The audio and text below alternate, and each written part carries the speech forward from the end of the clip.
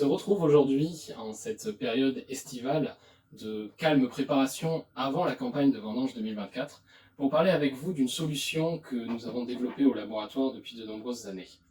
Le laboratoire Excel, fort de ses connaissances et de son expérience en microbiologie, a décidé de vous accompagner pendant vos vinifications grâce au développement de crèmes de levure. Ces crèmes de levure, cocktails de levure indigène issus des raisins qui sont récoltés directement, vous permettent de vinifier à partir de ces levures indigènes en toute sécurité par rapport aux cinétiques de fermentation. Évidemment, ce process s'inscrit dans une démarche d'amélioration continue depuis ces nombreuses années, et c'est pourquoi aujourd'hui nous souhaitons vous présenter les nouveautés pour la campagne 2024. Chaque vinification est unique. Jusqu'alors, les crèmes de levure étaient polyvalentes et s'adaptaient à tous vos besoins. Nous avons décidé, à partir de cette année, de développer et d'orienter le processus comme il se doit vers des vinifications en phase solide pour les vins rouges, mais surtout vers des vinifications en phase liquide pour les vins blancs et les vins rosés.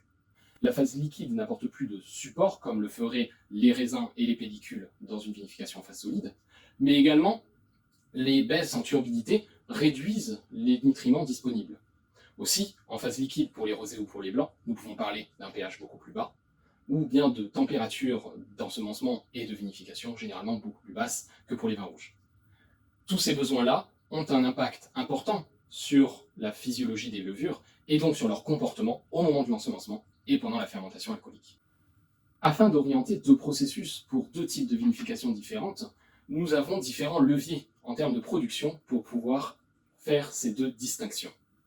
Par exemple, un des leviers particuliers est la gestion des températures, de l'acidité et de tous ces différents éléments qui vont jouer sur la production de la crème de levure. Lors de la phase de croissance des levures, nous avons plusieurs choix. Nous pourrions travailler en termes de bioprocédés avec ce qu'on appelle un batch, c'est-à-dire que tous les nutriments sont disponibles initialement et servent à la production générale, ou alors à des productions en semi ou en continu, appelées fed batch, puis, si c'est en continu, chémostat, qui là nous permet d'ajuster au fur et à mesure les conditions du milieu. C'est notamment en travaillant en fed batch ou en chémostat que nous pouvons gérer certains paramètres comme le pH et donc adapter les processus à une vinification en rouge ou à une vinification en blanc et en rosé. Un autre paramètre important de la production de biomasse est la disponibilité en oxygène dissous.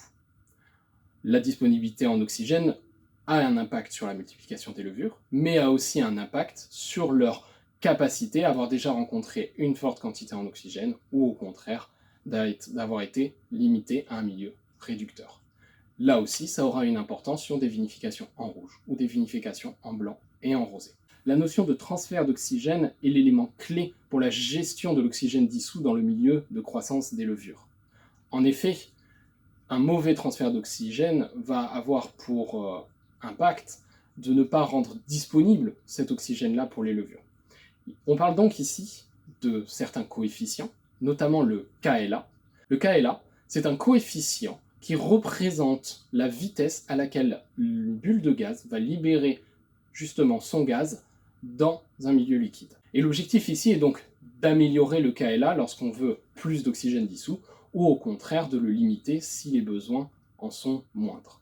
Par exemple, une façon d'augmenter le KLA est de réduire la taille des bulles tout en laissant le débit de gaz au même niveau. Cela aura pour impact d'augmenter la surface d'échange avec le milieu liquide et donc d'augmenter le KLA et la disponibilité en gaz dans le milieu liquide.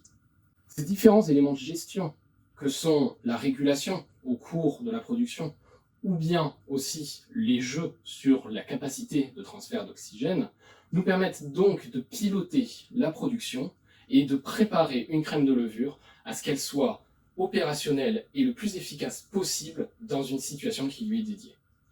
Si l'objectif est d'utiliser une crème pour les différentes couleurs, la polyvalence reste disponible.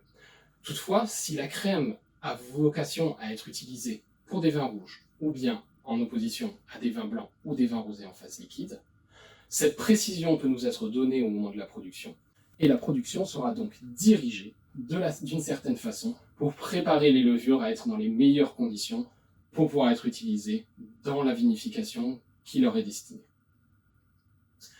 Si vous avez d'autres questions sur la production des crèmes de levure et pas uniquement sur les nouveautés de 2024, nous vous invitons à regarder les différentes vidéos qui ont été faites, notamment un en live avec Excel, présenté l'année dernière, retraçant toute la philosophie et le fonctionnement des productions des crèmes de levure. Mais vous pouvez également vous rapprocher de vos référents techniques habituels et leur poser toutes les questions nécessaires. Je vous remercie d'avoir assisté à ce podcast.